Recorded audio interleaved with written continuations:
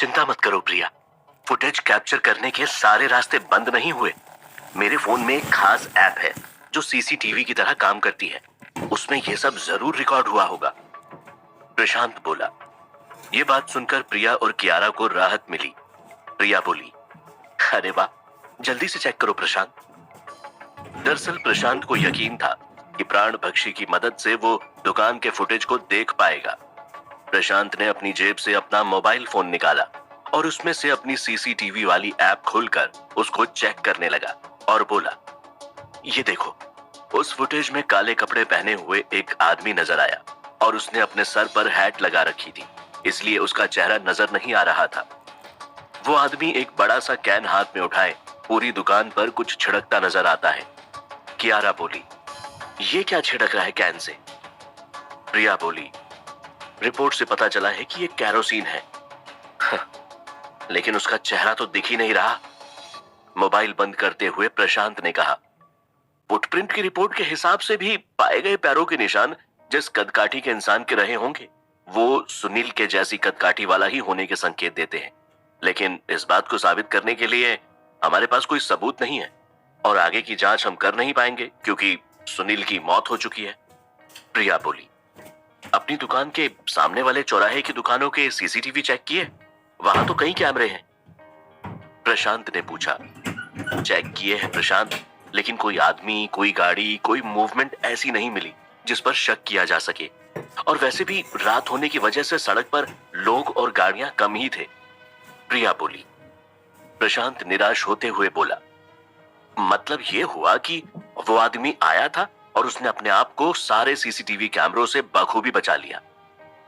विजय बोला, हो सकता है वो पिछले दरवाजे से अंदर आया हो, पर सबसे बड़ी बात तो ये है कि वो अंदर इतना कैरोसिन कैसे लाया? प्रशांत, तुम्हें पता है कि फायर ब्रिगेड की रिपोर्ट के हिसाब से अपनी दुकान में कम से कम 200 लीटर कैरोसिन तेल छिड़का गया। इतना सारा कैरोसिन वो लाया कैसे? मौत के कुएं से जुड़े लोगों के लिए कुछ भी मुश्किल नहीं है। इस सुनील के पास भी मदद के लिए मौत का कुआं है। प्रशांत बोला। विजय, तुमने कैरोसिन बेचने वाले दुकानदारों से पूछताछ की? कहीं से तो इतना कैरोसिन खरीदा गया होगा ना? वहां के सीसीटीवी फुटेज भी देखो, हो सकता है कुछ पता चल जाए। प्रशांत ने कहा, पहले चलकर प्यारेलाल अंकल का हालचाल पूछते हैं। बेचारे अंकल बहुत घायल हो गए हैं इस हादसे में। प्रिया बोली। प्रशांत बोला, हाँ चलो, मुझे भी उनकी बड़ी चिंता हो रही है। सब लोग बाहर निकले। प्रशांत सीधा अपनी शव वाहिनी गाड़ी की तरफ बढ़ा। उसकी हालत देखकर उसे झटका लगा। प्रिया बोली, प्रशांत, तुम्हारी गाड़ी को भी काफी नुकसान हुआ है। प्रशांत बोला, मेरी इस गाड़ी पर तो कोई ग्रहचारी है। पिछली बार रोड एक्सीडेंट में टूट गई थी, हजारों रुपए खर्च करके बनवाई थी, अब फिर बनवानी पड़ेगी। कहते हुए उसने गाड़ी पर घूंसा मारा। उसका दरवाजा नीचे गिर गया। उसके अंदर दादाजी वाली लाठी पड़ी दिखी, जिससे प्रशांत खुश हो गया और बोला, अरे वाह, चलो कम से कम दादाजी का आशीर्वाद तो सुरक्षित पड़ा है। प्रशांत उस डोम वाली लकड़ी को उठाकर साफ करने लगा। सब हैरान थे कि उस पर आग का कोई असर नहीं हुआ था। प्रशांत ने उसे चूमा और आसमान की तरफ देखा। विजय बोला, तुम्हारी गाड़ी बनने में चाहे जितना टाइम लगे, लेकिन मैंने तुम्हारे लिए वो अंतिम संस्कार वाला फ्लैगशिप स्टोर लगभग तैयार करवा दिया है। बस थोड़ी सी फिनिशिंग बाकी है, फिर वहां पर आराम से शिफ्ट हो सकेंगे। प्रिया ने बोला, और तब तक हम लोग कहां रहेंगे? पास खड़ी कियारा बोली, इसमें सोचने की क्या बात है? मेरा घर आप लोगों के लिए हमेशा खुला है और मुझे विश्वास है मेरे पेरेंट्स बिल्कुल मना नहीं करेंगे। प्रिया ने प्रशांत की तरफ देखा। उसे पता था कि प्रशांत को यह आइडिया शायद पसंद ना आए। प्रशांत ने कुछ सोचा और बोला, उसके बारे में बाद में सोचेंगे।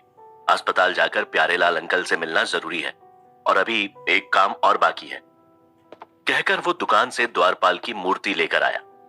प्रशांत ने द्वारपाल की मूर्ति और दादाजी वाली लाठी अपने पड़ोस की दुकान में रखी और जल्दी से टैक्सी में बैठकर सब लोग अस्पताल पहुंचे, जहां पर प्यारेलाल बर्न्स वार्ड के बेड पर लेटे हुए थे। उनके फेस पर काफी जलने के निशान थे और उन्हें काफी पट्टियां बंधी हुई थी। मेनका उन्हें एप्पल खिला रही थी। प्रशांत को देखकर उन दोनों ने चैन की सांस ली। प्यारेलाल दर्द से कराहता हुआ बोला, प्रशांत, मुझे पता था तुम किसी भी तरह से मुसीबत से बाहर निकल आओगे? प्रशांत बोला, अंकल, जिसके सर पर आप जैसे बुजुर्ग का हाथ हो, उसका कोई बाल भी बांका नहीं कर सकता। आप मेरी चिंता छोड़ो, आप बताओ आप कैसे हो? डॉक्टर ने क्या कहा मेनका? मेनका बोली, डॉक्टर ने कहा कुछ ज्यादा सीरियस बात नहीं है, लेकिन हाँ, चेहरे पर जलने के निशान जरूर रह जाएंगे। वो थोड़ी चिंता की बात है। विजय बोला, हाँ, चिंता की बात तो है। प्यारेलाल अंकल का पूरा फैन सर्कल टूट जाएगा। अब पड़ोस की भाभी पर भी लाइन नहीं मार पाओगे अंकल। प्यारेलाल बोला, अरे कुछ तो शर्म करो, मेरी बेटी सामने बैठी है। अरे हाँ, सॉरी सॉरी, आपने कहा था ना कि ये बात मेनका के सामने नहीं बोलनी है। विजय ने मजाकिया अंदाज में बोला। प्यारेलाल ने चिढ़कर हाथ में लिया एप्पल विजय को फेंक कर मारा। विजय ने उसे कैच करके खाना शुरू कर दिया, जिसे देखकर सब हंसने लगे। हाँ, ये कैसा शोर हो रहा है? ये तो हॉस्पिटल है। एक आवाज आई, सबने पलट कर देखा। तभी एक नर्स और एक वार्ड बॉय एक स्ट्रेचर को धकेलते हुए वहां पर आए। स्ट्रेचर पर एक 17-18 साल का लड़का लेटा हुआ था, जो बेहोश था, और उसके पीछे एक गेरुए कपड़े पहने हुए सन्यासी अंदर आए। उसकी उम्र करीब 40 साल होगी और उसके चेहरे पर एक अजीब सी चमक थी। उसने अंदर आते ही प्रशांत और उसके साथियों को देखा और चौंक उठा, और वैसा ही रिएक्शन प्रशांत और उसके साथियों का भी था। विजय हैरानी से बोला, घाट के मंदिर वाले पुजारी बाबा, आप यहां? आप जैसे चमत्कारी लोगों को भी इलाज के लिए अस्पताल आना पड़ता है क्या? पुजारी बाबा मुस्कुराकर बोले, मैं मेरे बेटे के लिए यहां पर आया हूं। आज उसका किडनी का ऑपरेशन होने वाला है। आपका बेटा? पुजारी बाबा, आपका बेटा है, फिर भी आपने गृहस्थी त्याग कर सन्यास ले लिया? विजय ने पूछा। जब मैं सन्यासी बना तब मुझे पता नहीं था कि मेरा कोई बेटा भी है, घाट वाले पुजारी बाबा ने कहा। सबके चेहरे पर आश्चर्य और अविश्वास का भाव था। विजय बोला, आपका बेटा भी था और आपको पता भी नहीं था? ये क्या मजाक कर रहे हो आप पुजारी बाबा? मजाक तो कुदरत ने मेरे साथ किया। दरअसल मैं बचपन से ही तंत्र मंत्र, धर्म और साधना में विश्वास करता था, और मुझे गृहस्थ जीवन में कोई रुचि नहीं थी। लेकिन मेरे घर वाले इसके खिलाफ थे। वो जबरदस्ती मेरी शादी करवाना चाहते थे, एक ऐसी लड़की के साथ जो मुझे पसंद करती थी, लेकिन मैं उसे पसंद नहीं करता था, पुजारी बाबा ने कहा। विजय जल्दी से 2 कुर्सी लेकर आया। बैठो बैठो पुजारी बाबा, बैठ कर सुनाओ। आपकी कहानी तो इंटरेस्टिंग लग रही है। फिर शादी कैसे हुई? विजय की इस हरकत को देखकर सब लोग उसे घूरने लगे, लेकिन विजय पर इसका कोई असर नहीं हुआ। वो कुर्सी पर बैठ गया और उसके बाद पुजारी बाबा भी। पुजारी बाबा मुस्कुरा कर बोले, शादी नहीं हुई। सब लोगों ने फिर से चौंक कर बाबा को देखा।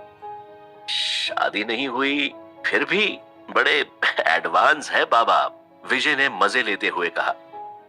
एडवांस नहीं, मजबूर था। धोखा दिया इसकी माँ ने मुझे।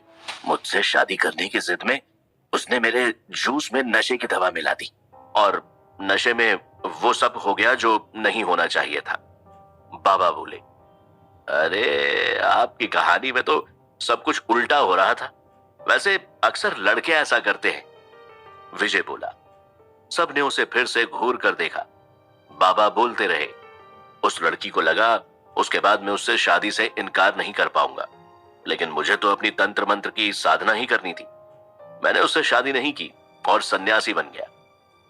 विजय के कुछ बोलने से पहले प्रिया भड़क कर बोली, वाह बाबा वाह, उस लड़की को मां बनाकर आप सन्यासी बन गए। पुजारी बाबा बोले, उसके गर्भवती होने का पता मुझे बाद में चला, सब प्रभु की इच्छा थी। प्रिया बोली, ओ, ये प्रभु की इच्छा थी, वाह, आपकी कोई जिम्मेदारी नहीं थी? अरे, वो लड़की आपसे प्यार करती थी। अगर ये कहे कि ये तुमसे बहुत प्यार करता है तो तुम इससे शादी कर लोगी? बाबा ने विजय की ओर इशारा करते हुए प्रिया से पूछा। प्रिया जल्दी से बोली, शादी और इससे कभी नहीं, मैं इससे प्यार नहीं करती। अब सॉरी विजय। बाबा बोले, ठीक वैसे ही मैं भी उससे प्यार नहीं करता था। प्रिया बोली, लेकिन इस बच्चे का क्या? इसके लिए आपकी कोई जिम्मेदारी नहीं है? प्रिया ने बेड पर सोए हुए उनके बेटे की ओर देखकर कहा। बाबा बोले, वही तो निभा रहा हूं। इसकी मां की कैंसर से मृत्यु हो गई थी, तब से मैंने ही इसे पाला पोसा है। सब प्रभु की इच्छा है। प्रिया ने पूछा, अब आप इसे भी सन्यासी बनाएंगे? बाबा बोले, इंसान कौन होता है किसी को बनाने वाला? जो इसकी किस्मत में लिखा है ये वही बनेगा। सब प्रभु की इच्छा है। बहुत देर से ये सब बातें सुन रहा प्यारेलाल अब बोल पड़ा, किस्मत विस्मत कुछ नहीं होती। माँ बाप को सोचना पड़ता है कि उनका बच्चा भविष्य में क्या बनने वाला है। बाबा मुस्कुराए और बोले, अच्छा, आपको पता था आपके बच्चे का भविष्य? आपने सब पहले से सोच के रखा था?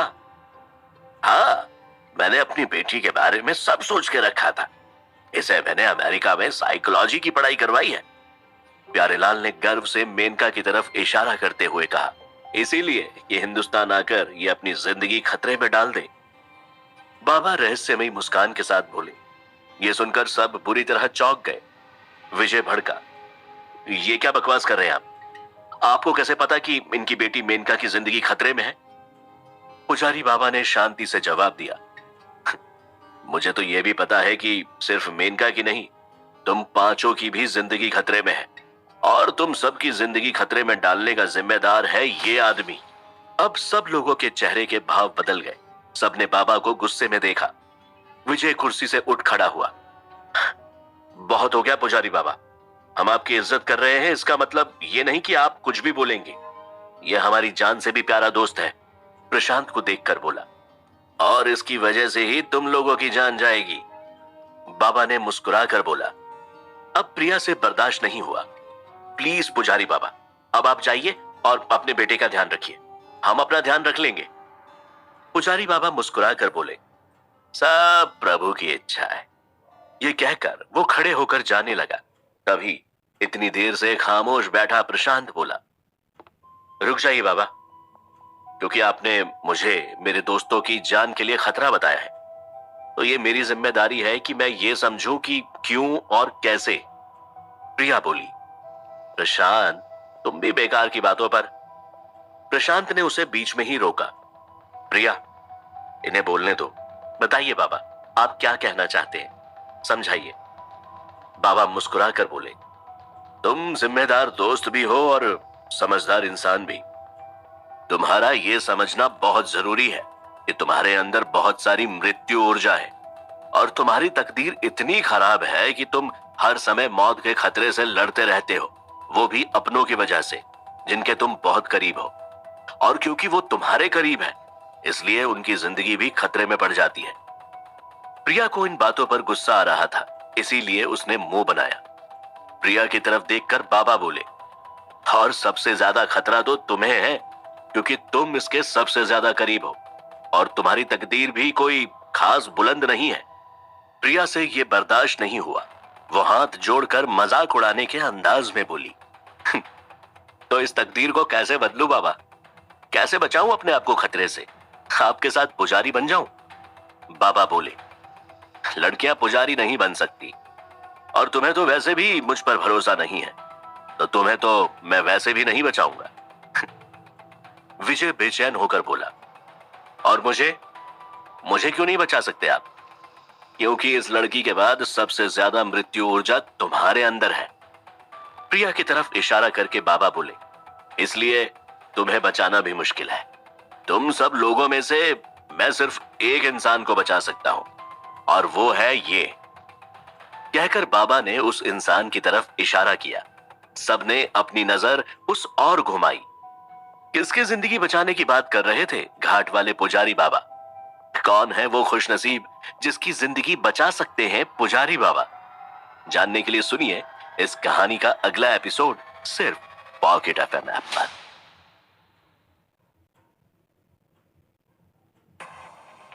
तुम सब लोगों में से मैं सिर्फ एक इंसान को बचा सकता हूं, और वो है ये। कहकर बाबा ने उस इंसान की तरफ इशारा किया। सबने अपनी नजर उस और घुमाई। पुजारी बाबा ने प्यारेलाल की तरफ इशारा किया था। ये देखकर सब हैरान रह गए। बाबा बोले, इन सब में से मैं केवल आपको बचा सकता हूं।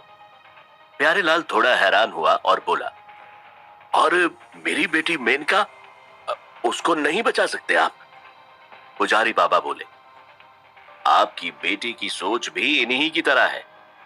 फिर उसने मेनका की तरफ इशारा किया और कहा, इसको भी मुझ पर भरोसा नहीं है। ये वो लोग हैं जिन्हें जो सामने दिखता है उस पर भरोसा करते हैं। इन्हें पता नहीं है कि जो दिखता है उसके अलावा भी कुछ होता है, जैसे मृत्यु ऊर्जा। यह सुनकर प्रशांत का धैर्य टूट गया। वो बोला, मृत्यु ऊर्जा, मृत्यु ऊर्जा, आप बार बार ये शब्द बोल रहे हैं। क्या होती है मृत्यु ऊर्जा? और वो आपको दिख रही है लेकिन हमें क्यों नहीं दिखती? जिस वस्तु का तुम्हें ज्ञान ही नहीं है वो तुम्हें दिखेगी कैसे? और वैसे भी उसे देखने के लिए बड़ी साधना और गंभीर ध्यान की जरूरत होती है, जो आम आदमी के लिए संभव नहीं है। बाबा बोले। प्रिया चिढ़कर बोली, अब आप ध्यान और ज्ञान की बातें करेंगे और कहेंगे कि वो हमारे पास नहीं है। इसका मतलब हम ये बात कभी समझ ही नहीं पाएंगे। तो आप ही समझा दीजिए। बाबा बोले, तुम्हें पता है, ठहरे हुए पानी में परछाई दिखती है, लेकिन जब पानी में हलचल होती है तो उसमें कुछ नहीं दिखता। उसी तरह ये सब बातें तभी समझ आती हैं जब इंसान का दिल और दिमाग शांत होता है। नहीं तो इन बातों की बजाय सिर्फ गुस्सा आता है, जैसे तुम्हें अभी आ रहा है। ये कहते हुए बाबा मुस्कुराए। प्रिया अभी भी अपनी बात पर अड़ी हुई बोली, अरे लेकिन जो चीज हमें दिख ही नहीं रही है, हम उस पर भरोसा कैसे कर लें? पुजारी बाबा बोले, तुम्हें हवा दिखती है, बिजली दिखती है, भगवान दिखते हैं तुम्हें, लेकिन वो होते हैं ना? बाबा की इस दलील का प्रिया के पास कोई जवाब नहीं था, लेकिन प्रशांत का ध्यान अभी भी मृत्यु ऊर्जा के विषय पर अटका था। प्रशांत ने कहा, चलिए मानता हूं कि मृत्यु ऊर्जा होती है, लेकिन इससे होता क्या है? बाबा बोले, हमारे शरीर में बहुत तरह की ऊर्जाएं पैदा होती हैं और निकलती हैं, और वो अपने आसपास की चीजों को और माहौल को प्रभावित करती है। जिसके अंदर जिस तरह की ऊर्जा ज्यादा होती है, वो अपने माहौल में उन चीजों को आकर्षित करता है। तुम्हारे अंदर मृत्यु ऊर्जा ज्यादा है, इसलिए तुम मृत्यु संबंधित चीजों को अधिक आकर्षित करते हो। हमेशा खतरों से घिरे रहते हो, मृत्यु से लड़ते रहते हो, और उसका प्रभाव तुम्हारे साथ रहने वाले लोगों पर भी पड़ता है। यह सुनकर प्रशांत गहरी सोच में डूब गया और बोला, हाँ, आपकी बात सही है। मेरी वजह से कई बार मेरे दोस्तों को भी मौत के खतरे का सामना करना पड़ा है, और भविष्य में भी करना पड़ेगा। सिर्फ इन्हीं को नहीं, उन सभी लोगों को जो तुम्हारे संपर्क में आएंगे, तुम्हारे नजदीक रहेंगे। बाबा बोले, लेकिन मैं तो ऐसा नहीं चाहता बाबा।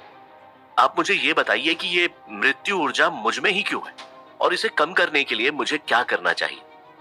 बाबा मुस्कुराकर बोले, जो काम तुम कर रहे हो वो बहुत बड़ा और समाज के हित में है। इसका उद्देश्य बहुत बड़ा है। इसमें या तो तुम पूरी तरह से खत्म हो जाओगे, या फिर तुम सबको बचाकर दुनिया का भला करो।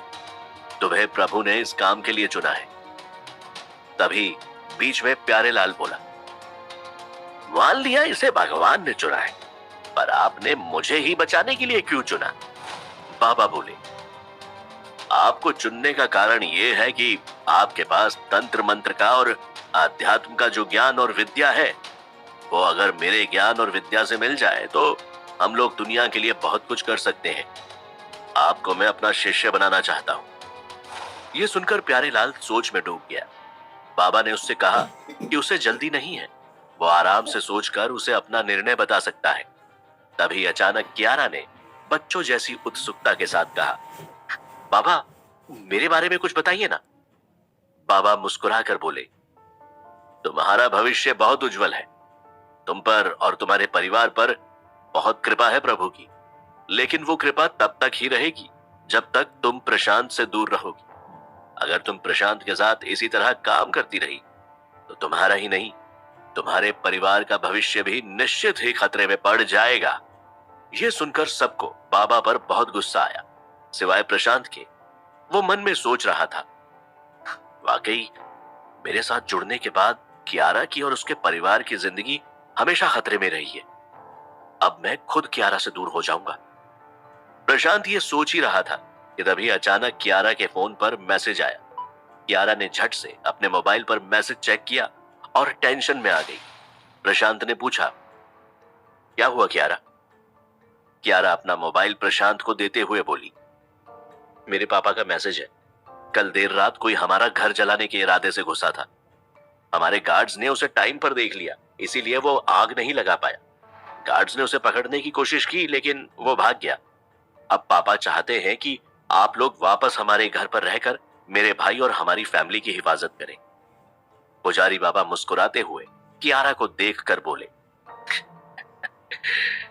मैंने कहा था ना तुम्हें, तब प्रभु की इच्छा है। कहते हुए अपने बेटे के बेड की तरफ बढ़ गए। सबने उसे घूर कर देखा, लेकिन प्रशांत के दिमाग में कुछ चल रहा था। प्रशांत समझ गया था कि ये उस सुनील का ही काम है और वो इतनी आसानी से उसका पीछा नहीं छोड़ेगा, और सुनील का शिकार करने के लिए रुद्रांश से अच्छा चारा कोई और नहीं मिलेगा। उसको मारने के लिए सुनील फिर आएगा। प्रशांत बोला, ठीक है कियारा, तुम्हारे भाई को बचाने के लिए हम तुम्हारे घर वापस चलेंगे। मेनका, तुम चाचा के पास रहो और उनका ख्याल रखो। कुछ भी काम हो फौरन फोन करना मुझे, ओके? मेनका ने हाँ में गर्दन हिलाई। सब लोग टैक्सी पकड़कर जल्दी से कियारा के घर सिंह विला पहुंचे। जैसे ही टैक्सी से उतरकर सब लोग अंदर गए, अंदर से आवाज आई, भूत! सब लोग चौंक गए। अंदर रुद्रांश इधर से उधर भागते हुए चिल्ला रहा था, वहां भूत है, वहां अलमारी के अंदर एक औरत का भूत है और वो मुझे घूर रही है। देखो देखो, वो मुझे मारने आ रही है। सब लोग हैरानी से उसे देख रहे थे। कियारा परेशान होकर चिल्लाई, रुद्रांश, रुद्रांश, अपने आप को संभालो। रुद्रांश ने अचानक अजीब आवाज में रोना शुरू किया। फिर वो भागने लगा और भागते भागते गिर गया और जमीन पर लुढ़कता हुआ प्रशांत की तरफ आया और उसके पीछे आकर छोटे बच्चे की तरह छिप गया। प्रशांत, प्रिया और विजय को आसपास कोई नजर नहीं आ रहा था। चारों तरफ सिर्फ गार्ड्स थे और कोई नहीं। प्रशांत को कुछ अजीब सा एहसास हो रहा था। उसने धीरे से अपना हाथ अपनी कोट की जेब में डाला। उसका इरादा छोटे राक्षस को बाहर निकालने का था, लेकिन तभी रुद्रांश फिर से चिल्लाया, वो जा रही है, देखो वो भूत औरत मेरे घर के अंदर जा रही है, अब क्या करूं मैं? कहते हुए भागकर प्रशांत के पास आया और उसने प्रशांत की कलाई को कसकर पकड़ लिया। प्रशांत ने धीरे से अपनी कलाई को छुड़वाते हुए कहा, होश में आओ रुद्रांश, कहां है भूत? यहां कोई भूत नहीं है, तुम्हें वहम हो रहा है। नहीं, मुझे कोई वहम नहीं हो रहा, मैंने सच में उस भूत औरत को देखा है, रुद्रांश बोला। प्रशांत ने पूछा, कहां देखा, बताओ? अभी किचन में देखा। मैं अभी किचन में कुछ खाने के लिए गया था। मैंने बिस्कुट निकालने के लिए जैसे ही कबर्ड खोला, अंदर खुले बिखरे बालों वाली औरत दिखी। मैं डरकर चिल्लाकर भागा, वो हंसती हुई मेरे पीछे भागी। बाहर तुम मिल गए मुझे। थैंक्स प्रशांत, मुझे बचा लो प्रशांत, प्लीज बचा लो, कांपते हुए रुद्रांश ने बताया। रुद्रांश के बताने के तरीके और उसकी हालत को देखकर प्रशांत ने सोचा, ये इतना घबराया हुआ है, इसने कुछ तो जरूर देखा होगा। प्रशांत ने उसका हाथ पकड़कर हिम्मत बढ़ाते हुए कहा, घबराओ मत, अब मैं आ गया हूं और जब तक मैं यहां हूं, कोई भूत, कोई प्रेत, कोई चुड़ैल तुम्हारा कुछ नहीं बिगाड़ पाएगा। Okay, thank you Prashant, thank you, Rudransh ने मुस्कुराकर कहा। तभी अंदर से बलराम सिंह और उनकी पत्नी मालिनी सिंह शोर सुनकर आए। प्रशांत और उसके साथियों को देखकर उनके चेहरे खिल उठे। मालिनी सिंह बोली, धन्यवाद मिस्टर प्रशांत, आप आ गए। आपको पता है कल रात? प्रशांत ने उसे बीच में ही रोककर कहा, मुझे पता है मिसेस सिंह, कियारा ने हमें बताया। थैंक गॉड वो आग नहीं लगा पाया और कोई नुकसान नहीं हुआ। बलराम सिंह बोले, कल तो बच गए मिस्टर प्रशांत, लेकिन आगे क्या? मुझे नहीं लगता कि ये कातिल मेरे बेटे का पीछा इतनी आसानी से छोड़ेगा। इसलिए हमारी आपसे विनती है कि जब तक कातिल पकड़ा ना जाए, आप सब लोग हमारे घर पर रहें। हम आपकी खातिरदारी में कोई कसर नहीं छोड़ेंगे और इसका पैसा। प्रशांत बीच में बात काटता है, हर काम सिर्फ पैसों के लिए नहीं किया जाता है मिस्टर सिंह, और रही बात खातिरदारी की, तो वो हम पिछली बार देख चुके हैं। चिंता मत कीजिए, हम सब यहीं रहेंगे। ये बताइए कि वो आग लगाने आया आदमी दिखता कैसा था? कुछ दिखा था आपको? नहीं। उसने काले कपड़े पहने हुए थे। उसका चेहरा कोई भी नहीं देख पाया। बलराम ने बताया। ठीक है, हम जरा आपकी इस खूबसूरत विला का एक चक्कर लगा लेते हैं, शायद कोई सुराग मिले उस आदमी का। ये कहते हुए प्रशांत, विजय और प्रिया विला का चक्कर मारने लगे। विला वाकई बहुत आलीशान था। एक गार्ड ने उन्हें बताया कि उसने एक आदमी को छत के ऊपर से खिड़की तोड़कर केरोसिन छिड़कते देखा। उसने चिल्लाकर और गार्ड्स को इकट्ठा किया। जब तक वो ऊपर पहुंचा, थोड़ी आग लग चुकी थी, जिसे फौरन फायर एक्सटिंग्विशर से बुझा दिया गया, लेकिन तब तक वो आदमी भाग गया था। पूरी जांच पड़ताल के बाद प्रशांत सीधा रुद्रांश के कमरे में गया। उसके कमरे में अभी तक पिछली बार वाली दीवार पर बनाई हुई आकृतियां मौजूद थी। प्रशांत ने पूछा, रुद्रांश, अब तो तुम्हें इस कमरे में डर नहीं लगता ना? नींद अच्छी आती है ना? हाँ, अब कुछ दिनों से नींद तो अच्छी आती है। हाँ, लेकिन कई बार रात को कोई दरवाजा खटखटाने की आवाज आती है। जब दरवाजा खोलता हूं तो कोई नहीं होता। कभी सीढ़ियों से किसी के आने की आहट, तो कभी मुझे पुकारने की आवाज आती है, लेकिन मैं वो अनसुना करके सो जाता हूं। रुद्रांश ने कहा, बहुत अच्छा, ऐसा ही करना है तुम्हें। आज भी आराम से सो जाओ। कोई कितना भी बुलाए, कितना भी दरवाजा खटखटाए, दरवाजा नहीं खोलना, समझ गए? प्रशांत ने पूछा। हाँ, समझ गया। एक आज्ञाकारी बच्चे की तरह रुद्रांश ने हाँ में सिर हिलाया। प्रशांत मुस्कुराता हुआ निकल गया। प्रशांत, प्रिया और विजय को उस विला में रहने के लिए कमरे दे दिए गए थे। रात का खाना खाने के बाद सब लोग अपने अपने कमरों में चले गए। प्रशांत अपने कमरे में आया, जहां कियारा उसका बिस्तर ठीक कर रही थी। प्रशांत बोला, कियारा, तुम परेशान मत हो, मैं बना लूंगा अपना बिस्तर, थैंक यू। कियारा बोली, अच्छा, मैं तुम्हारे लिए पानी ले आती हूं। कहते हुए वो पानी लेने चली गई। प्रशांत अपना बिस्तर ठीक करने लगा। अंदर कियारा की फोटोज लगी हुई थी। प्रशांत उन्हें गौर से देखने लगा। तभी कियारा पानी का जग लेकर वापस कमरे में आई और तभी उसके पैर में ठोकर लगी और उसका बैलेंस बिगड़ा, लेकिन प्रशांत ने फुर्ती से उसे पकड़ लिया। कियारा और प्रशांत दोनों एक दूसरे के बेहद करीब थे। कुछ पल के लिए वो लोग एक दूसरे की आंखों में देखते रहे। कियारा की सांसों की गति बढ़ चुकी थी। प्रशांत भी अपने होश खो रहा था, लेकिन तभी दरवाजे पर हल्का सा नॉक हुआ। प्रशांत ने देखा तो प्रिया और विजय वहां पर हैरानी के साथ खड़े थे। प्रशांत ने कियारा को खड़ा किया और वो दोनों प्रिया और विजय को देखकर शर्मिंदा हो गए। प्रशांत ने पूछा, कुछ काम था विजय? प्रिया ने टोका, नहीं, मतलब इतना जरूरी भी नहीं था, अगर तुम दोनों अपने किसी काम में बिजी हो तो। प्रशांत एम्बैरेस होते हुए बोला, नहीं नहीं, आओ बैठकर बात करते हैं। प्रशांत और कियारा अभी भी नॉर्मल नहीं हो पा रहे थे। सब लोग सोफा पर बैठे एक दूसरे को देख रहे थे। कोई कुछ नहीं बोल रहा था। तभी प्रिया ने चुप्पी तोड़ी।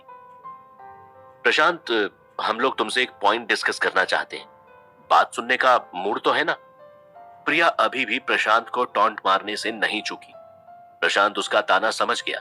उसने कहा, प्रिया प्लीज बताओ क्या पॉइंट है।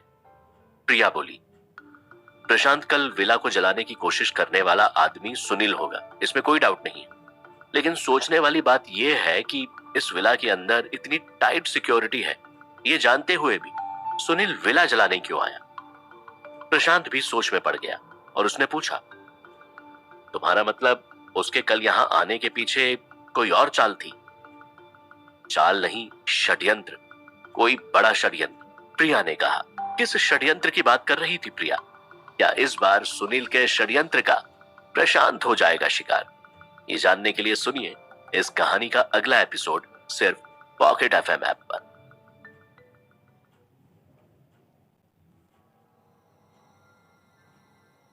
सिंह विला में प्रशांत को दिए हुए कमरे में प्रिया की बात सुनकर प्रशांत सोच में पड़ गया। फिर वो बोला, तुम ठीक कह रही हो प्रिया, ये जरूर सुनील का एक षड्यंत्र है। वो हम सबको एक छत के नीचे लाना चाहता था और अब हम सब उसके जाल में फंस गए हैं। इसके सिवाय तो मुझे और कोई वजह समझ में नहीं आ रही है। एकदम से रुद्रांश को चुड़ैल जैसी कोई औरत क्यों दिखाई दी? तुम्हारा घर जलने के बाद हम सब एक साथ कियारा के घर में क्यों आए? और हम सबको एक साथ लाकर वो क्या करना चाहता है? अगर गौर से सोचा जाए तो इन सब के पीछे एक ही मकसद निकलता है। प्रिया ने प्रशांत को गंभीरता से देखते हुए कहा, राइट, सुनील जरूर कुछ ना कुछ बड़ा प्लान कर रहा है। हमें बस होशियार रहना है। वो चाहे कितनी भी कोशिश करे, हमें उसके जाल में नहीं फंसना है। प्रशांत ने कमरे में बैठे विजय और कियारा की ओर देखते हुए बोला, जब तक सुनील अपना अगला वार नहीं करेगा तब तक हम नहीं समझ पाएंगे कि वो क्या सोच रहा है। इसलिए चलो अब खाना खा लेते हैं। किचन से बिरयानी की बहुत अच्छी खुशबू आ रही है। कियारा ने सबका ध्यान बांटते हुए कहा, अगर बिरयानी के साथ अंग्रेजी शराब मिल जाए तो सोने पे सुहागा हो जाएगा। विजय ने कहा, अंग्रेजी शराब छोड़ो, मैं तुम सबको 30 साल पुरानी इंग्लिश वाइन पिलाती हूँ। पापा ने बहुत संभाल के रखी है। ये कहते हुए कियारा सबको डाइनिंग रूम में ले जाने लगी। लेविश डाइनिंग रूम में सबने एक साथ खाना खाया। उसके बाद बलराम और मालिनी अपने कमरे में चले गए। रुद्रांश भी जल्दी खाना खाकर वहां से चला गया। मेनका के ना होने से बाकी सबके साथ बैठने में उसको कोई दिलचस्पी नहीं थी। चलो अब सिर्फ हम 4 लोग ही बचे। देखो यहाँ सेंटर टेबल पर एक ट्रूथ एंड डेयर का गेम रखा है। वाइन के मजे के साथ साथ चलो ट्रूथ एंड डेयर खेलते हैं। विजय ने सबसे कहा, good idea, I am ready. Priya ने कहा, आई एम ऑल्सो रेडी। कहते हुए कियारा ने प्रिया की हाँ में हाँ मिलाई। प्रिया, कियारा और विजय अब प्रशांत की ओर देख रहे थे और उसके जवाब का इंतजार कर रहे थे। प्रशांत उनको देखकर समझ गया था कि वो ना नहीं कह सकता था। हाँ ठीक है, मैं भी खेलूंगा, मैंने कब मना किया। प्रशांत ने अपने वाइन के ग्लास को उठाया और उन सब के साथ सेंटर टेबल के पास जाकर बैठ गया। इस गेम को थोड़ा और इंटरेस्टिंग बनाते हैं। ट्रूथ एंड डेयर के साथ साथ इसमें प्लानचिट भी खेलते हैं। यहाँ टेबल पर इस गेम को रखेंगे और बारी बारी से चम्मच घुमाकर ट्रूथ एंड डेयर खेलेंगे। साथ ही साथ अपने बगल में एक खाली कुर्सी भी रखते हैं, ऐसा सोचकर कि खाली कुर्सी पर कोई बैठा है। विजय ने अपने हाथों को मलते हुए कहा, तुम्हारा मतलब खाली कुर्सी पर भूत बैठा है? प्रिया अपने ग्लास से वाइन का एक सिप लेते हुए बोली, भूत, आत्मा, चुड़ैल, पिशाच, जो समझना है समझ लो, बस ऐसा मानना कि बगल में कोई है। विजय ने कहा, ठीक है मैं समझ गई, चलो अब चम्मच को घुमाओ और देखो वो किस तरफ इशारा करती है। कियारा ने विजय से कहा। विजय ने उठकर कमरे की सारी बत्तियां बंद कर दी, फिर एक मोमबत्ती को जलाकर टेबल पर रख दिया। अब खेलने में मजा आएगा, चलो मैं चम्मच घुमाता हूं। विजय ने कहा। पहली बार घूमती हुई चम्मच प्रशांत के सामने आकर रुकी। अब आए बच्चों तुम हाथ में। चलो ये बताओ कि तुम्हारी कितनी गर्लफ्रेंड है प्रशांत? विजय ने आंख मारकर प्रशांत से पूछा। एक पल के लिए प्रशांत को समझ नहीं आया कि वो क्या जवाब दे। कियारा और प्रिया प्रशांत के जवाब का इंतजार करने लगी। फिर प्रशांत ने प्रिया की तरफ उंगली से इशारा करते हुए कहा, बस एक ही थी। मैं नहीं मानता, तुम झूठ बोल रहे हो, इस गेम में सिर्फ सच बोलना होता है। विजय ने कहा, बस एक बार जवाब दे दिया ना, अब किसी और का टर्न। प्रशांत ने कहा और दोबारा चम्मच घुमा दिया। इत्तेफाक से इस बार भी चम्मच घूमने के बाद प्रशांत पर ही आकर रुकी। ये दोबारा तुम्हारे ऊपर ही आकर रुकी, इसका मतलब पहले सवाल के जवाब में तुमने झूठ बोला था। विजय ने हंसते हुए बोला। अब मैं प्रशांत से सवाल पूछूंगी, ये बताओ कि तुम्हें कियारा पसंद है क्या? प्रिया ने अपने हाथ कमर पर रखते हुए प्रशांत से पूछा। यह सुनकर कियारा थोड़ी शर्मा गई। प्रशांत ने देखा और उसके बाद प्रिया से कहा, मुझे लगा अब तुम्हारी और कियारा की आपस में बनने लगी है। अब तो तुम उससे प्यार से बात करती हो, फिर ऐसा सवाल क्यों पूछ रही हो? बात को टालने की कोशिश मत करो, सच सच जवाब दो। प्रिया ने प्रशांत की आंखों में देखते हुए बोला। मैंने तुम लोगों से कब कहा कि मैंने ट्रूथ एंड डेयर में से ट्रुथ चुना है? इस पागल विजय ने अपने आप सवाल पूछना शुरू कर दिया। मुझे ट्रुथ नहीं, मुझे डेयर चुनना है। प्रशांत ने अपने ग्लास से वाइन पीते हुए बोला। ठीक है, तो आज तुम कियारा के साथ सो जाओ, उसी के बेडरूम में और उसी के बेड पर। प्रिया तुरंत प्रशांत की बात को पकड़ते हुए बोली, ये कैसी बात कर रही हो प्रिया? कियारा ने शर्माते हुए प्रिया से पूछा। लगता है इस चम्मच में कुछ खराबी है, ये बार बार मुझ पर ही आकर क्यों रुक रही है? मैं उसको दोबारा घुमाता हूं। कहते हुए प्रशांत ने दोबारा से चम्मच को घुमा दिया। क्योंकि तुम चीटिंग कर रहे हो, प्रिया ने कहा। तभी अचानक चम्मच प्रिया के सामने आकर रुक गई। अरे ये क्या हुआ? वाकई इस चम्मच में कुछ खराबी है, प्रिया ने चम्मच को देखते हुए कहा। अब तुम्हें मेरे सवाल का जवाब देना पड़ेगा। ये बताओ कि तुम्हारे कितने बॉयफ्रेंड रहे हैं और कितनों के साथ तुम इंटीमेट हुई हो? विजय ने प्रिया को देखते हुए मजाकिया अंदाज में पूछा। ऐसे फालतू सवालों के लिए मैं तुम्हें छोड़ूंगी नहीं। प्रिया ने अपने ग्लास को मेज पर रखा और मुक्का तानती हुई विजय की तरफ बढ़ी। विजय ने अपने आप को बचाने के लिए कुर्सी को पीछे किया और हंसते हुए बोला, सवाल का जवाब तो देना पड़ेगा प्रिया, सिर्फ एक। प्रिया ने उंगली से प्रशांत की तरफ इशारा किया। प्रशांत ने शर्माते हुए अपने बालों पर हाथ फेरा और कहा, यस शी इज राइट, मैं इसका साक्षी हूं। तुम्हें कैसे पता? तुम्हारा तो ब्रेकअप हुए बहुत समय हो चुका है। ब्रेकअप के बाद क्या पता प्रिया कभी कभी किसी और से भी मिलती हो। विजय ने कुटिल मुस्कान के साथ प्रिया को देखते हुए पूछा। वाहियात, अश्लील, बहुत ही गंदा सवाल। प्रशांत और प्रिया ने एक साथ ये बोला। प्रिया वापस अपनी चेयर पर बैठ गई। मैं तो सिर्फ गेम खेल रहा हूं, तुम सब लोग एक साथ मिलकर मुझ पर धौंस जमा रहे हो। कहते हुए विजय ने एक बार और चम्मच को घुमा दिया। ओ देखो, ये चम्मच फिर से प्रिया के सामने ही रुकी। इसका मतलब तुम्हें सच बोलना ही पड़ेगा। विजय ने प्रिया को देखते हुए कहा, मुझे तुम्हारे किसी भी बकवास सवाल का जवाब नहीं देना है, मैं भी डेयर चुनती हूं। प्रिया ने गुस्सा होते हुए बोला। ठीक है, तो आज रात जब प्रशांत और कियारा एक साथ एक कमरे में रात बिताएंगे, तब तुम भी उनके साथ उसी कमरे में रात बिताना। विजय ने वाइन पीते हुए कहा। क्या बकवास कर रहे हो विजय? प्रशांत ने गुस्से में बोला। मैं कहां बकवास कर रहा हूं, तुम्हारी सोच गंदी है। मैंने तो तुम तीनों को एक कमरे में सिर्फ सोने को कहा। अब तुम इसका कुछ और मतलब निकालोगे तो इससे मैं क्या कर सकता हूं? विजय ने अपनी बात को शातिर ढंग से पलट दिया। एक बार और चम्मच घुमाते हैं, इस कमीने विजय की बारी क्यों नहीं आ रही? प्रिया ने चम्मच को घुमाते हुए कहा। आज भगवान मेरे साथ है। कहते हुए विजय जोर से हंसने लगा। तभी अचानक चम्मच कियारा के बगल में रखी हुई खाली कुर्सी के पास जाकर रुकी। ये देखकर पूरे कमरे में सन्नाटा छा गया। अब ये गेम कैसे आगे बढ़ाएंगे? कियारा ने पूछा।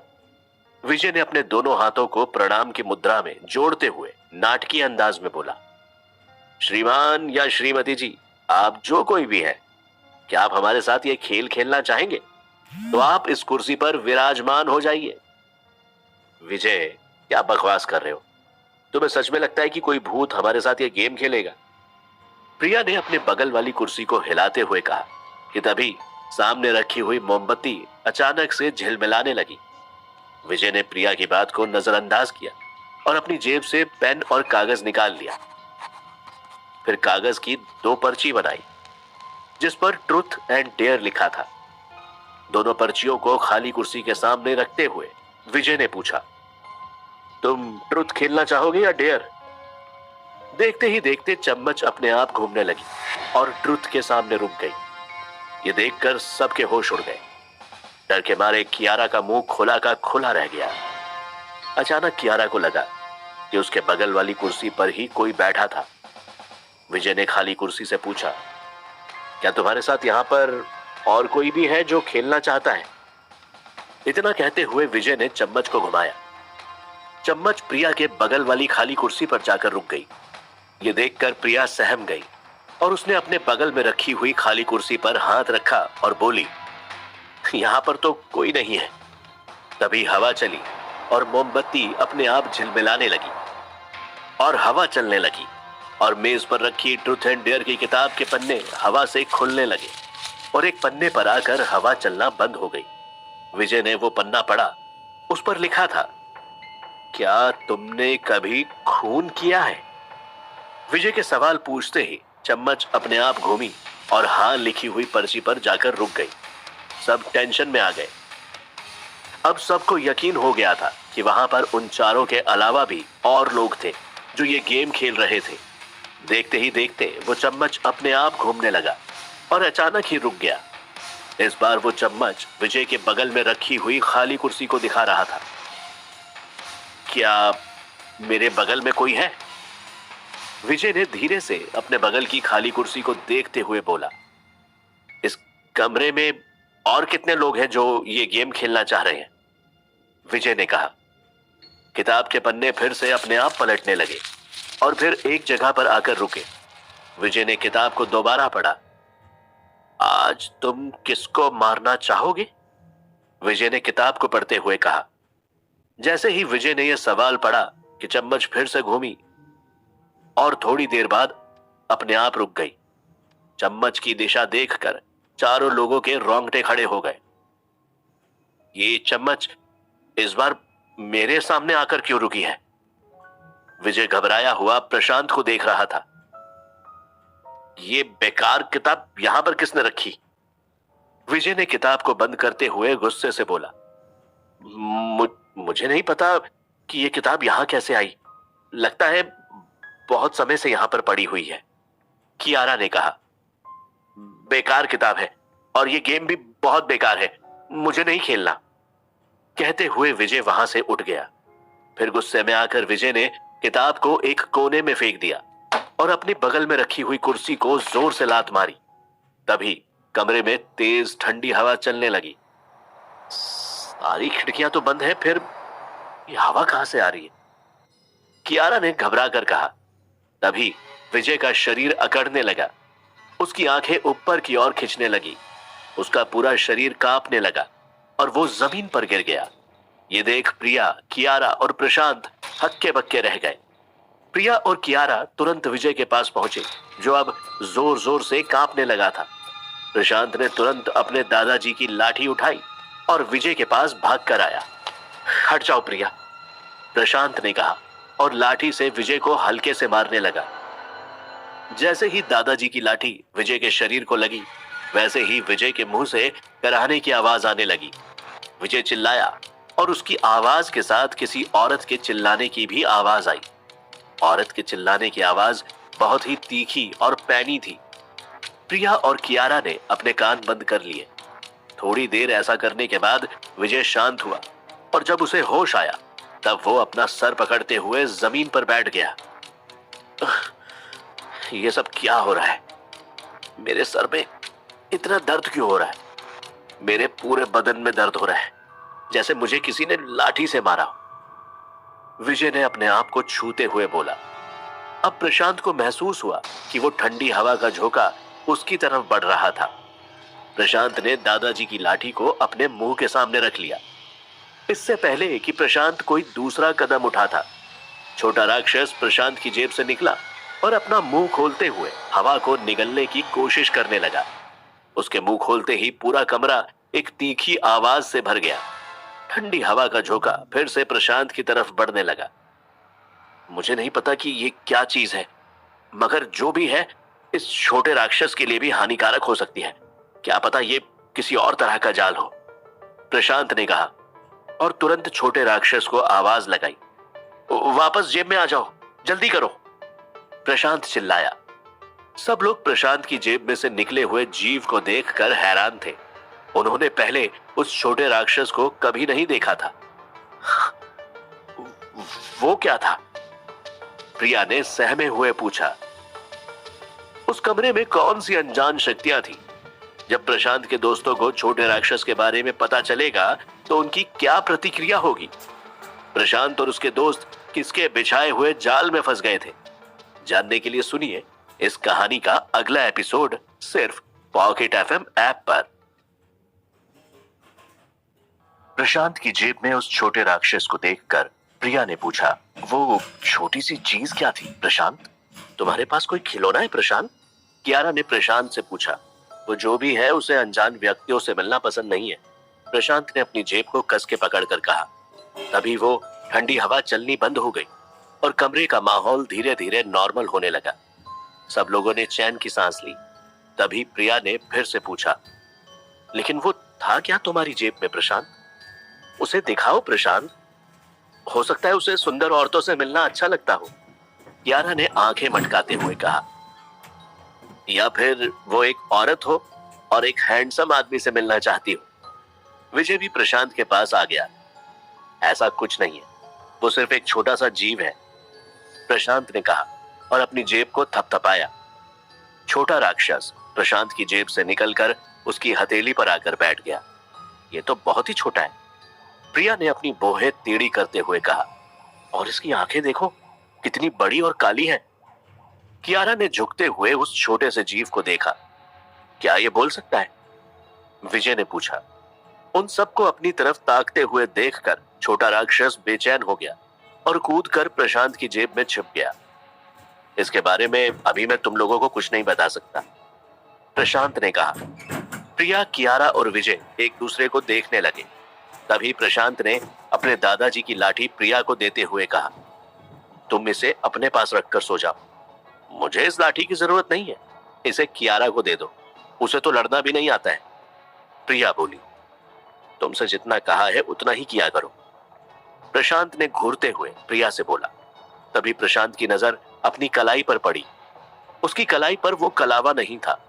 हैरान होकर प्रशांत ने अपनी जेब में टटोलना शुरू कर दिया। मुझे ऐसा लगा कि अभी तक वो कलावा मेरी कलाई पर ही था, प्रशांत अपने आप से कह रहा था। क्या तुम इसे तलाश रहे हो? प्रिया ने अपनी जेब से उस कलावे को निकालते हुए कहा, ये तुम्हारे पास कैसे आया? प्रशांत ने कहा, आग वाले हादसे के दौरान ये प्यारेलाल चाचा के पास आ गया था। अस्पताल में भर्ती करते समय मैंने इसको अपने पास रख लिया था, मुझे लगा ये तुम्हारा होगा। प्रिया ने कलावा प्रशांत को पकड़ाते हुए कहा, शायद मेरी याददाश्त में कमी आने लगी है। खैर, ये कलावा तुम अपने पास रख लो कियारा। प्रशांत ने कलावा कियारा के हाथ पर बांधते हुए कहा, अब तुम दोनों कमरे में जाओ और सो जाओ। प्रशांत ने प्रिया और कियारा को आदेश दिया। और मेरे लिए? विजय ने प्रशांत से पूछा। तुम ये रख लो। प्रशांत ने मेज से वाइन की बोतल उठाकर विजय को दी। ये बोतल मेरी रक्षा कैसे करेगी? तुम्हें क्या लगता है वो चुड़ैल मेरे पास आएगी और मुझसे वाइन की बोतल मांगेगी? विजय ने प्रशांत से मजाक करते हुए कहा, तुम मुझे बुला लेना, मेरे पास तुम्हारी रक्षा के लिए और कुछ नहीं है। अब तुम भी जाकर थोड़ा आराम कर लो, आज तुमने बहुत ज्यादा पी ली है। प्रशांत ने विजय से कहा। तुम कहां जा रहे हो? प्रिया ने प्रशांत से पूछा। मैं एक बार इस विला का चक्कर लगाने जा रहा हूं, देखता हूं कहीं आसपास कुछ अटपटा और अजीब तो नहीं है, प्रशांत ने कहा और कमरे से बाहर चला गया। प्रशांत सिंह विला में टहल रहा था और आसपास गौर से देख रहा था। इनका बंगला वाकई में बहुत बड़ा है, पूरे घर की परिक्रमा लगाते हुए मुझे 1 घंटा हो गया, मगर वास्तव में ये है इतना सुंदर कि 1 घंटा भी पता नहीं चला, प्रशांत ने अपने आप से कहा। तभी अचानक प्रशांत को दीवार के पास एक आकृति दिखी। वो चौकन्ना हो गया और बोला, वहां कौन है? मैंने सबको सख्त हिदायत दी थी कि घर के अंदर रहना, फिर ये कौन आ गया? कहते हुए प्रशांत दबे कदमों से दीवार के पास जाने लगा। वहां पास में पहुंचते ही प्रशांत के चेहरे के गंभीर भाव गुस्से में बदल गए। अरे तुम यहां क्या कर रहे हो? मैंने तुमसे कहा था ना कमरे में जाकर सो जाना, प्रशांत ने उस आकृति को चिल्लाते हुए कहा। अरे प्रशांत भाई, गुस्सा मत हो, ये 30 साल पुरानी वाइन इतनी ज्यादा तेज थी कि मुझे बहुत ज्यादा नशा होने लगा। थोड़ा अपने नशे को कम करने के लिए मैं किचन से नींबू पानी उठा लाया हूं, विजय ने प्रशांत से कहा। तो नींबू पानी पीकर सो जाते, यहां क्या कर रहे हो? प्रशांत ने विजय का हाथ पकड़ते हुए कहा। सोने ही जा रहा था मगर उल्टी आने लगी, इसलिए दौड़ता हुआ बाहर आ गया, विजय ने प्रशांत को जमीन की तरफ इशारा करते हुए दिखाया। प्रशांत ने अपनी नाक सिकोड़ी और विजय का हाथ पकड़ते हुए बोला, चलो यहां से। एक और नींबू पानी की बोतल है, अगर चाहिए तो तुम भी पी लो, विजय ने प्रशांत को बोतल पकड़ाते हुए कहा। अच्छा एक बात बताओ, क्या तुम्हें लगता है गेम में जो भी कुछ हुआ वो सच था? विजय ने प्रशांत के कंधे पर हाथ रखते हुए पूछा, क्या मतलब? प्रशांत ने कहा, मेरा मतलब, क्या तुम्हें लगता है कि आज रात कोई मुझे मारने वाला है? विजय ने डरते हुए पूछा। अरे बकवास मत करो, ये प्लानचेट जैसे गेम मैंने बहुत देखे हैं, ये सब सच नहीं होते। प्रशांत ने विजय को दिलासा देते हुए कहा। ठीक है, तो फिर एक काम करो, तुम मेरे कमरे में जाकर सो जाओ और मैं तुम्हारे कमरे में सो जाता हूं। विजय ने प्रशांत से कहा। ठीक है, अगर ऐसा करने से तुम्हें शांति मिलती है तो जाओ, मेरे कमरे में जाकर सो जाओ। प्रशांत ने विजय को वहां से भेजते हुए कहा। विजय को जाता हुआ देखकर प्रशांत ने नींबू पानी की बोतल को उठाया और विजय के कमरे की तरफ जाने लगा। दूसरी ओर बाथरूम में कियारा नहा रही थी। वाइन पीने और गेम खेलने के बाद बहुत अजीब सा महसूस हो रहा था। अच्छा किया जो ठंडे पानी से नहा लिया, अब चैन की नींद आएगी, कियारा ने खुद से कहते हुए शॉवर को बंद किया और अपने गीले बदन पर तौलिया लपेट लिया। तभी अचानक उसने अपने कमरे का दरवाजा खुलने की आवाज सुनी। कियारा ने धीरे से बाथरूम का दरवाजा खोला और बाहर झांका और बेड पर प्रशांत को देखकर हैरान हो गई। प्रशांत बेड पर सोया हुआ था। एक्चुअली प्रशांत थकान और वाइन के नशे में विजय के नहीं बल्कि कियारा के कमरे में आ गया था। ये उसे पता ही नहीं था। वाह, इस कमरे में तो बहुत मोहक खुशबू आ रही है और ये बेड कितना नरम है। प्रशांत ने अपने तकिए को कसकर पकड़ते हुए कहा, ऐसा लग रहा है जैसे मैं बादलों पर सो रहा हूं। प्रशांत नींद में बुदबुदाने लगा। बाथरूम में खड़ी कियारा अपने आप से बोली, प्रशांत मेरे बेड पर क्या कर रहा है? कहीं उसने ट्रूथ एंड डेयर वाली बात को सीरियसली तो नहीं ले लिया, या फिर प्रिया ने कहीं इसे जबरदस्ती तो मेरे कमरे में नहीं भेज दिया? फिर कियारा ने कुछ सोचा और बाथरूम से बाहर आकर अपने बिस्तर पर जाकर बैठ गई। उसने अपनी नाजुक उंगलियों को प्रशांत के चेहरे पर फेरना शुरू कर दिया। प्रशांत बहुत गहरी नींद में था। कियारा की उंगलियां उसके चेहरे पर पड़ी तो वो नींद में मुस्कुराने लगा। प्रशांत ने करवट ली और आंखें खोली और अचानक ही अजीब सा मुंह बनाते हुए बेड से उठ गया। प्रशांत सीधे दौड़ता हुआ बाथरूम में गया और उल्टी करने लगा। विजय ने ठीक कहा था, ये 30 साल पुरानी वाइन वाकई में बहुत तेज थी। प्रशांत ने अपने चेहरे को शीशे में देखा। उल्टी करने के बाद उसे बहुत अजीब लग रहा था। उसने नहाने की सोची और ठंडे पानी से नहाकर वो टॉवल लपेटकर बाथरूम से बाहर आया। उधर प्रिया को अपने कमरे में अकेले नींद नहीं आ रही थी। क्या सच में प्रशांत कियारा के कमरे में होगा? मुझे चलकर देखना चाहिए, खुद से कहती हुई प्रिया झट से अपने बेड से उतरी और प्रशांत के कमरे की तरफ जाने लगी। प्रशांत के कमरे का दरवाजा खोलकर प्रिया ने अंदर झांका। कमरे के अंदर से किसी के खर्राटे लेने की आवाज आ रही थी। उस आदमी ने चादर ओढ़ रखी थी। उसको देखकर प्रिया को अपना पास्ट याद आ गया। प्रशांत के बारे में सोचते ही प्रिया के शरीर में एक लहर सी दौड़ उठी। वो प्रशांत के पास जाने से खुद को रोक नहीं पाई। मुझे पता है प्रशांत कि हमारा ब्रेकअप हो चुका है, मगर क्या सिर्फ एक रात के लिए आज हम दोनों? प्रिया ने खुद से इतना कहा और धीरे से जाकर उस आदमी की चादर के अंदर लेट गई। प्रिया ने अपना हाथ उस आदमी के हाथ पर फिराया और उसकी हथेली को कसकर पकड़ लिया। तभी अचानक विजय की आंख खुल गई और उसने प्रिया को अपने करीब पाया। अरे तुम यहाँ क्या कर रही हो? विजय हड़बड़ाता हुआ उठ गया। मुझे तुमसे ये उम्मीद नहीं थी प्रिया, क्या तुम मेरे साथ? इससे पहले कि विजय आगे कुछ कह पाता, प्रिया ने उसको रोकते हुए पूछा, तुम प्रशांत के कमरे में क्या कर रहे हो? उस डाइनिंग रूम वाले भूत से बचने के लिए मैं प्रशांत के कमरे में आकर सो गया। मुझे क्या पता था कि तुम्हारा और प्रशांत का कुछ और प्लान था। विजय ने अपनी आंखों को घुमाते हुए बोला, शट अप, शांति से सो जाओ और खबरदार जो इसके बारे में किसी से कहा। प्रिया जल्दी से विजय के कमरे से बाहर चली गई। फिर उसने जाकर विजय के कमरे में एक नजर डाली। वहां पर कोई नहीं था। इसका मतलब मेरा शक सही निकला, प्रशांत जरूर कियारा के कमरे में होगा। प्रिया ने अपने आप से कहा और कियारा के कमरे की तरफ चलने लगी। उधर कियारा के कमरे में प्रशांत जैसे ही बेड पर आकर लेटा, उसे अपने बेड पर किसी और के होने का एहसास हुआ। प्रशांत ने करवट ली तो उसने एक लड़की की आवाज सुनी। कियारा तुम? प्रशांत चौंक कर बेड पर बैठ गया। कियारा के शरीर पर सिर्फ एक टॉवल लिपटी हुई थी। प्रशांत उसके कोमल शरीर को देख पा रहा था। फिर प्रशांत को समझ आया कि करवट लेने की वजह से नींबू पानी की बोतल खुल गई और सारा पानी कियारा पर गिर गया था। तुम यहां क्या कर रही हो? और तुम्हारे ऊपर ये पानी? ओ सॉरी सॉरी। कहते हुए प्रशांत ने बेड के पास रखे हुए टिश्यू पेपर को उठाया और कियारा को पोंछने लगा। तभी अचानक कमरे का दरवाजा खुला और प्रिया धड़धड़ाते हुए अंदर आ गई। प्रिया ने आकर देखा कि प्रशांत टिश्यू से कियारा के बदन को पोंछ रहा था। यह देखकर उसके गुस्से की सीमा न रही। मुझे तुम दोनों से ये उम्मीद नहीं थी। गेम खेलते समय मैंने तो मजाक किया था, मगर तुम दोनों यहां कोई मजाक करते हुए नहीं दिख रहे हो। प्रिया ने अपनी कमर पर हाथ रखकर चिल्लाया। नहीं नहीं, तुम गलत समझ रही हो। जैसा दिख रहा है वैसा नहीं है। मेरा मतलब हमारे बीच में कुछ नहीं हुआ। प्रशांत प्रिया को समझाने की कोशिश कर रहा था। झूठ मत बोलो प्रशांत, अगर तुम्हारे बीच कुछ भी नहीं हुआ है तो छुपा क्यों रहे हो? प्रिया ने कहा और गुस्से में कमरे से बाहर जाने लगी। प्रशांत ने पलटकर कियारा को देखा। उसकी आंखें आंसुओं से भरी हुई थी और चेहरा शर्म से लाल हो गया था।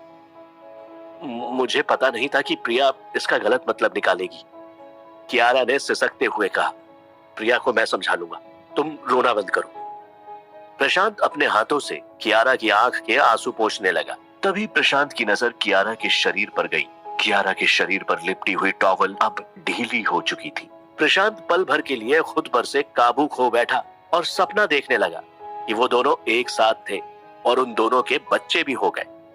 तभी अचानक घाट के पुजारी की आवाज प्रशांत के दिमाग में गूंजने लगी। तुम जितना लोगों के करीब जाओगे उन पर खतरा उतना ही बढ़ता जाएगा।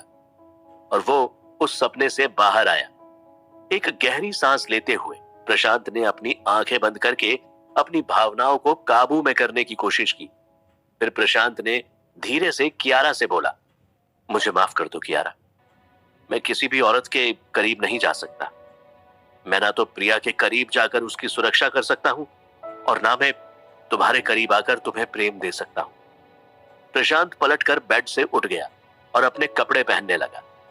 कियारा ने रोते हुए प्रशांत को रोका और कहा, प्रशांत मुझे अकेला छोड़कर मत जाओ। इतना कहते हुए कियारा ने कसकर प्रशांत को पीछे से पकड़ लिया। प्रशांत ने अपने आप पर काबू पाया और पलटकर एक चादर उठाई। फिर उसने कियारा के ऊपर वो चादर डाल दी और कहा, तुम्हें मुझसे बेहतर कोई मिल जाएगा। मुझे और कोई बेहतर नहीं चाहिए, मुझे तुम चाहिए प्रशांत। सच बताओ, क्या तुम मुझे पसंद करते हो? कियारा ने पूछा। प्रशांत के पास कियारा के सवाल का कोई जवाब नहीं था। मैं ये सब नहीं कर सकता। अब मेरी जिंदगी एक आम आदमी की जिंदगी नहीं रही।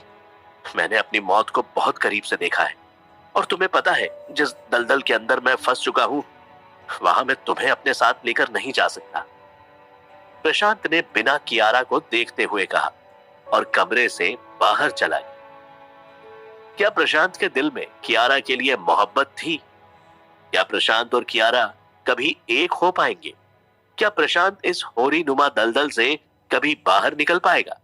जानने के लिए सुनिए इस कहानी का अगला एपिसोड सिर्फ पॉकेट एफएम ऐप पर।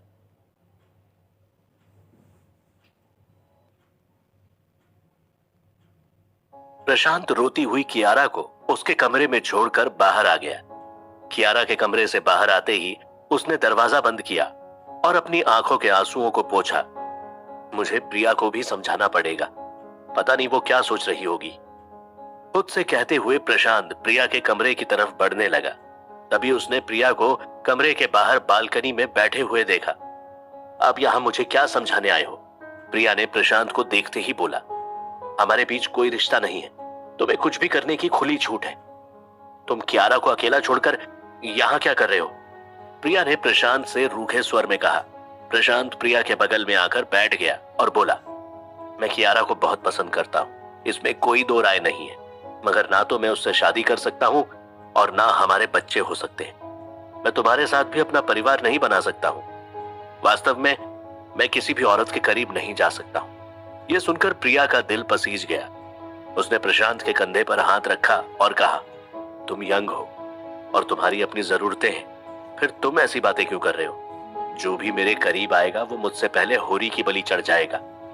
अपने जिंदा रहते मैं ये कभी नहीं देख पाऊंगा। अपने स्वार्थ के लिए मैं किसी और को नुकसान नहीं पहुंचने दे सकता, प्रशांत ने कहा। प्रिया ने एक गहरी सांस ली और कहा, हो सकता है हमारे बीच कुछ ना हो, मगर ये तो मान सकते हो कि हम सब एक परिवार हैं। तो मैं, विजय, क्या हम एक परिवार से कम हैं? विजय तो हमारे बच्चे की तरह है। ये कहकर प्रिया हंसने लगी। विजय जैसा बच्चा? बाप रे, प्रशांत ने कहा और सामने देखने लगा। तभी प्रिया की नजर भी सामने की ओर गई। उन दोनों ने वहां सामने कुछ देखा। प्रिया ने प्रशांत को कोहनी मारते हुए कहा, क्या वहां पर तुम्हें भी कोई आदमी दिख रहा है? हाँ, दीवार के पास मुझे भी कोई दिख रहा है, प्रशांत ने कहा। ऐसा लग रहा है जैसे उसका आधा चेहरा जला हुआ है, प्रिया ने कहा। जला हुआ चेहरा? कहीं ये... प्रशांत ने इतना ही कहा और बालकनी की लाइट ऑन की। अरे ये तो वाकई में सुनील है, प्रिया ने कहा। प्रिया ने धीरे से झुकते हुए दादाजी की लाठी को उठा लिया। क्या मैं अभी जाकर उसको पकड़ लूं? प्रिया ने प्रशांत से पूछा। प्रशांत ने प्रिया का हाथ पकड़ लिया और कहा, नहीं, संभल के, हड़बड़ी में कोई भी कदम मत उठाना। प्रिया और प्रशांत सुनील को घूर रहे थे। सुनील ने फैक्ट्री के कर्मचारी जैसे कपड़े पहने हुए थे। उसने अपने गले पर उंगली फेरते हुए प्रशांत को इशारा किया। ये हमें मारने की धमकी दे रहा है, प्रशांत ने कहा। प्रिया को भी गुस्सा आ गया। उसने अपनी बीच की उंगली सुनील को दिखाई। अपने आप को समझता क्या है, प्रिया ने गुस्से से कहा। फिर उसने प्रशांत को देखा और पूछा, अब क्या करें? प्रशांत कुछ प्लान बनाने ही वाला था कि अचानक उन दोनों को एक चीख सुनाई दी। किसी लड़की के चीखने की आवाज आ रही है, प्रशांत ने कहा। अरे ये तो कियारा की आवाज है, कहती हुई प्रिया कियारा के कमरे की तरफ दौड़ने लगी। प्रशांत भी प्रिया के पीछे दौड़ने लगा। जब दोनों कियारा के कमरे में आए तब उन्होंने देखा कि कियारा एक कोने में डरी हुई बैठी थी और कांप रही थी। क्या हुआ? प्रशांत ने पूछा। बाथरूम में कोई है, मुझे किसी की आवाज सुनाई दी, कियारा ने डरते हुए प्रशांत से कहा। प्रिया, तुम कियारा को संभालो, मैं बाथरूम में चेक करता हूं, कहते हुए प्रशांत ने बाथरूम का दरवाजा खोला। दरवाजा खोलते ही प्रशांत चौंक उठा और बोला, तुम यहां क्या कर रहे हो? मुझे नहीं पता मैं यहां कैसे आया, रुद्रांश ने परेशान होते हुए बोला। मैं तो अपने कमरे में सो रहा था, जब मेरी आंख खुली तो मैं यहां था। मैंने दरवाजा खोलने की बहुत कोशिश की मगर यह दरवाजा खुल ही नहीं रहा था, रुद्रांश ने बाथरूम के दरवाजे की तरफ इशारा करते हुए कहा। प्रशांत को रुद्रांश का बर्ताव थोड़ा अजीब लगा। कौन सा दरवाजा? प्रशांत ने पूछा। रुद्रांश ने बाथरूम के दरवाजे की तरफ इशारा किया। अरे अभी तुम्हारे सामने मैं इसी दरवाजे से अंदर आया, कहते हुए प्रशांत ने दरवाजे को खोलने की कोशिश की लेकिन दरवाजा नहीं खुला। अरे ये दरवाजा क्यों नहीं खुल रहा है? प्रशांत ने कहा। मैं भी तो यही कह रहा था, पीछे से रुद्रांश की आवाज आई। प्रशांत ने दरवाजे के नॉब को घुमाने की कोशिश की, फिर उसने लात मार के दरवाजे को खोल दिया, लेकिन तभी वहां अंधेरा छा गया। ये अचानक से अंधेरा कैसे हो गया? प्रशांत ने खुद से कहा।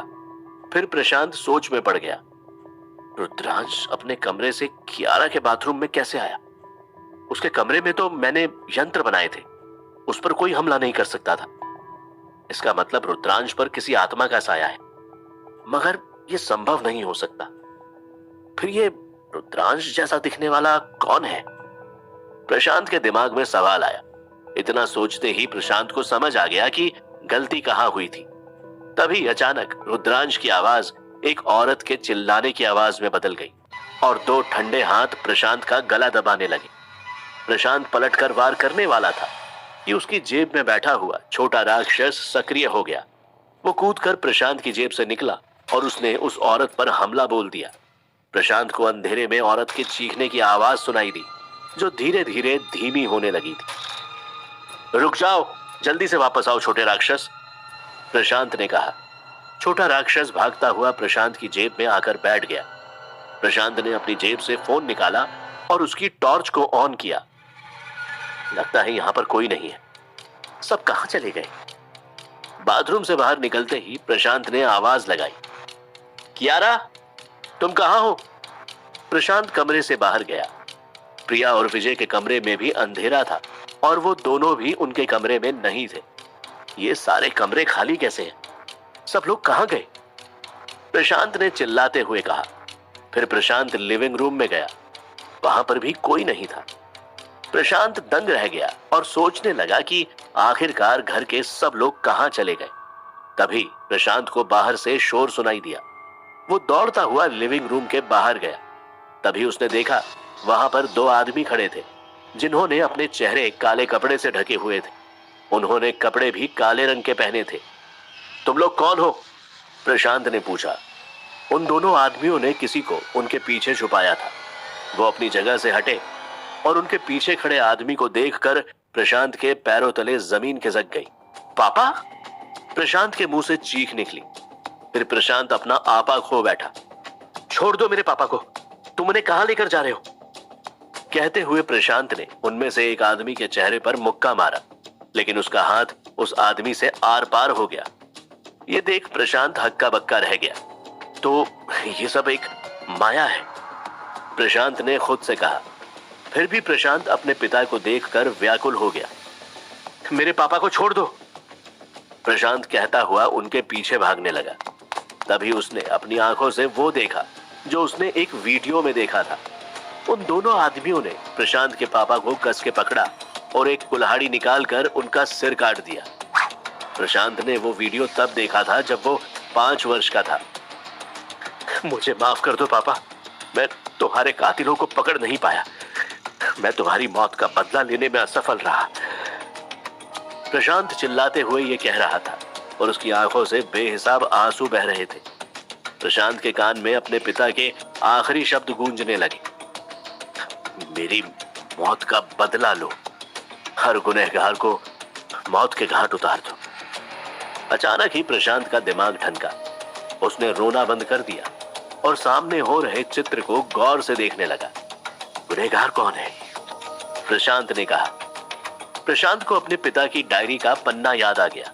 उस पर लिखा था, हर आदमी गुनहगार है।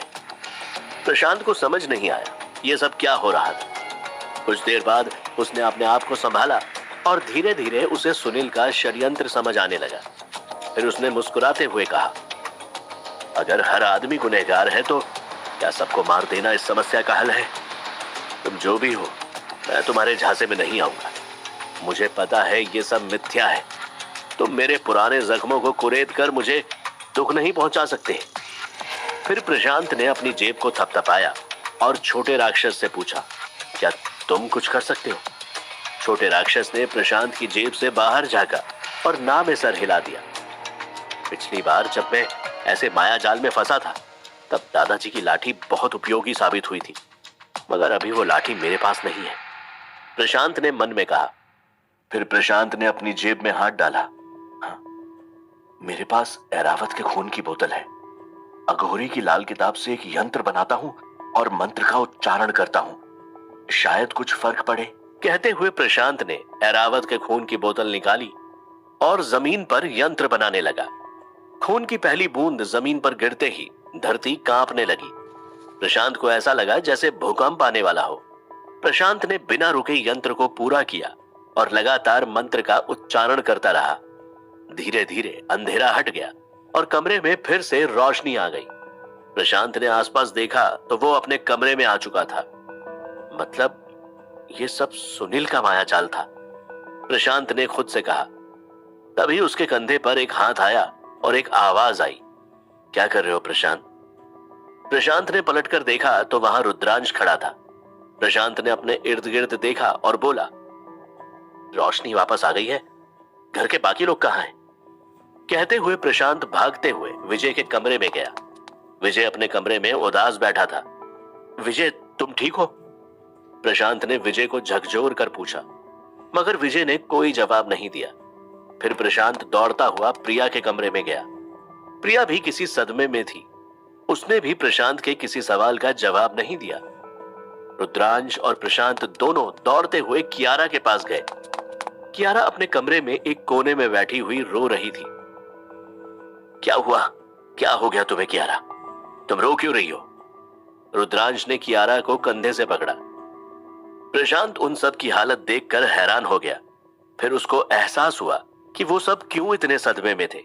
वो समझ गया कि जिसने भी वो माया जाल बुना था और उसके पापा को मारने की घटना उसके सामने लाकर रख दी थी, वैसे ही उसने बाकी सबकी जिंदगियों की किसी घटना को उनके सामने लाकर रख दिया होगा। फिर प्रशांत रुद्रांश की तरफ पलटा और उसने पूछा, तुम मेरे पास उस कमरे में कैसे आए थे रुद्रांश? मैं अपने कमरे में सो रहा था। अचानक मुझे सबके रोने की आवाज सुनाई दी। जब मैं भागता हुआ आया तब मैंने तुम्हें कमरे के बाहर देखा, रुद्रांश ने प्रशांत को बताया। इससे पहले तुम कियारा के बाथरूम में नहीं आए थे? प्रशांत ने बाथरूम वाली घटना को याद करते हुए पूछा। रुद्रांश प्रशांत की बात को सुनकर घबरा कर बोला, नहीं, मैं कियारा के बाथरूम में क्यों जाऊंगा? ओह, मतलब ये 100% एक गहरा माया जाल फैलाया गया था। प्रशांत को अब यह बात कंफर्म हो गई थी। प्रशांत ने रुद्रांश से कहा, मैं भी इसमें फंस गया था और जब मुझे यह एहसास हुआ कि वो सब वहम है तो मैं उसमें यंत्र बनाकर बाहर निकल गया। लगता है बाकी सब लोग अब भी उसमें फंसे हुए हैं और निकल नहीं पा रहे हैं। प्रशांत ने रुद्रांश को समझाया। मेरे मम्मी पापा कहाँ हैं? मैंने अभी तक उनको देखा नहीं। रुद्रांश ने प्रशांत से कहा, चलो उनके कमरे में चलते हैं। प्रशांत का इतना कहना ही था कि बलराम के कमरे से किसी के चीखने की आवाज आई। ये तो मम्मी की आवाज है। कहते हुए रुद्रांश अपने माँ बाप के कमरे की तरफ भागने लगे। प्रशांत भी उसके पीछे पीछे चल दिया। बलराम के कमरे का नजारा देखकर प्रशांत और रुद्रांश दोनों सहम गए। जमीन पर गिरी हुई मालिनी के सर से खून बह रहा था। रुद्रांश दौड़कर उनके पास गया और बोला, मम्मी, ये तुम्हें क्या हो गया? उसने मालिनी का सर उठाकर अपनी गोद में रख लिया। प्रशांत, ये बेहोश हो गई है। लगता है इनको किसी ने मारा है, रुद्रांश ने कहा। प्रशांत सामने खड़े हुए बलराम को देख रहा था। बलराम के हाथ में एक डंडा था। प्रशांत धीरे धीरे बलराम की तरफ आगे बढ़ा और बोला, मिस्टर सिंह, ये डंडा मुझे दे दो। खबरदार जो तुम मेरे पास आए तो मैं तुम्हें भी नहीं छोड़ूंगा। कहते हुए बलराम ने डंडे को हवा में घुमाना शुरू कर दिया। प्रशांत ने बलराम की आंखों को देखा और समझ गया कि बलराम को किसी ने अपने वश में कर रखा है। मम्मी की हालत बहुत खराब है, रुद्रांश ने रोते हुए प्रशांत से कहा। प्रशांत ने मालिनी की तरफ देखा और रुद्रांश से कहा, हॉस्पिटल फोन करके जल्दी से एम्बुलेंस बुला लो। रुद्रांश ने अपनी जेब से फोन निकाला और हॉस्पिटल फोन कर दिया। प्रशांत अभी भी बलराम को काबू में पाने के लिए कोशिश कर रहा था। मिस्टर सिंह, क्या आप मुझे सुन पा रहे हो?